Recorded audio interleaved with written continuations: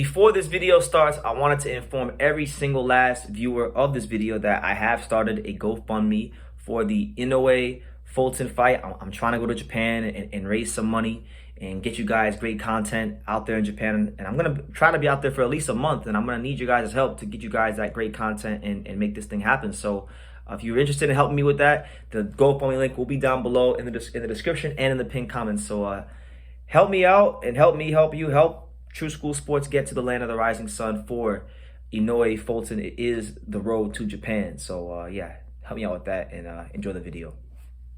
It's personal between me and you, and I'm going to do you some serious harm, you big stiff idiot.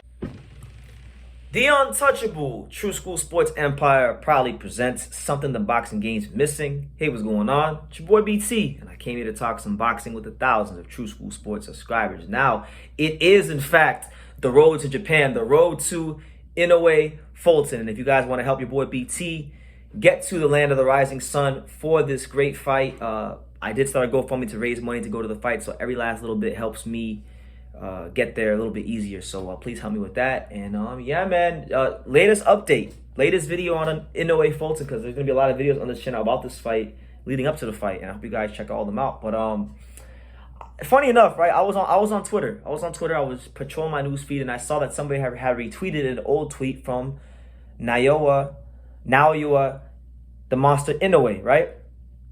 And it was a tweet from November of 2021. It was the night that Stephen Fulton defeated Brandon Figueroa. Now, I was at that fight. It was a fun fight to be at the Park MGM.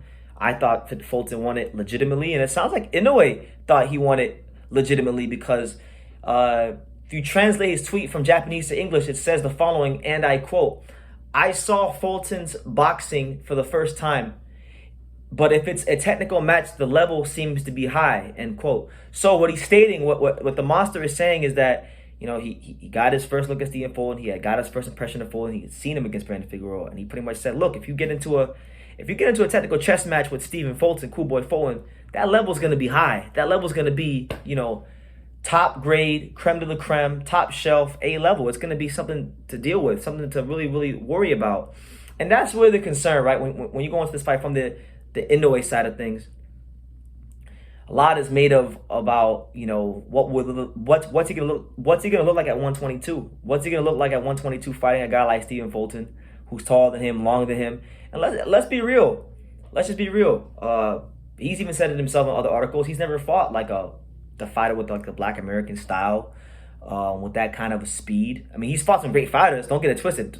I'm not saying that to discredit his resume, unlike a lot of people on YouTube who don't know shit about either fighter, who are using this to promote a racial agenda. No, what I'm saying is, it's just that they don't have that style in Japan. You know, they have their style. It's a great style, but the way Fulton fights out of Philadelphia, it's just different. And it's gonna, I think in the fight there's gonna be a bit of an adjustment period for both fighters. You know, I think Fulton's gonna have a bit of an adjustment period trying to figure out the patterns of the way the Monster likes to do things, and likewise goes for the Monster. He's gonna have to get used to fighting a fighter with just as much speed as him. Because I'll say this, one thing that Inoue has always had going for him in all of his fights is the speed advantage. You know, speed.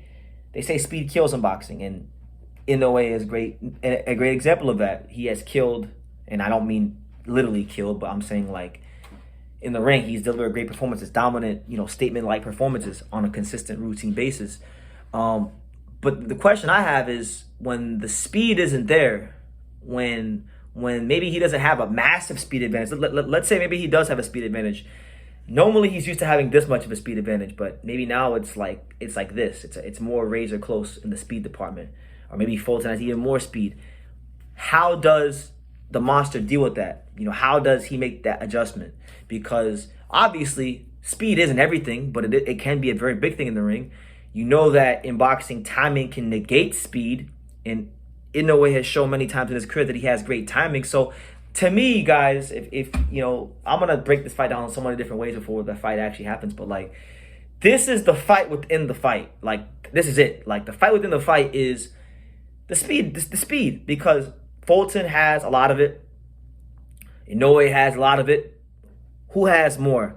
I'd have to watch more tape and kind of like look more to kind of really give you guys my opinion on that. But just those those quick twitch muscles that Fulton's gonna have with that jab early on is gonna be something to deal with. So I'm looking very forward to seeing that. But yeah, for all you guys out there who said Fulton lost to Figueroa, it seems like it seems like Inoue didn't see it that way. And the monster who knows a thing or two when it comes to the sport of boxing, it seems like he was pretty impressed and that he liked what he saw from Cool Boy in that fight. And I was there. I thought I viewed the fight pretty well. Figueroa came and did his thing and brought the pressure and even took Fulton to the deep dark place. But man, Fulton in the pocket, the defense and the speed he had and in the exchanges, it really is something. And I want people to really just be objective. Like my plea to the boxing world. I don't care if you're a fan here in America who likes Stephen Fulton and just think that Naoya Inoue hasn't fought anybody because you haven't done your research on the smaller weight classes. Don't be overly biased this fight. And for the Inoue fans, like I would just advise both fan bases, whoever you're rooting for, really study the opponent and leave your feelings aside, because these two guys are top grade A-level fighters, and they didn't just get to where they got to because they fought bums or get decisions or any of that stuff. They got to this point where we're talking about a big super fight in Japan where both fighters are going to make, they're saying Fulton's going to make upwards of damn near $3 million. Inoue's going to make just south of $5 million. So they're not getting that pay grade in boxing being, trash or overrated or hype jobs. They got there because they've done their job routinely and in great, elegant, devastating fashion. So, yeah, with that being said, man, that's the news.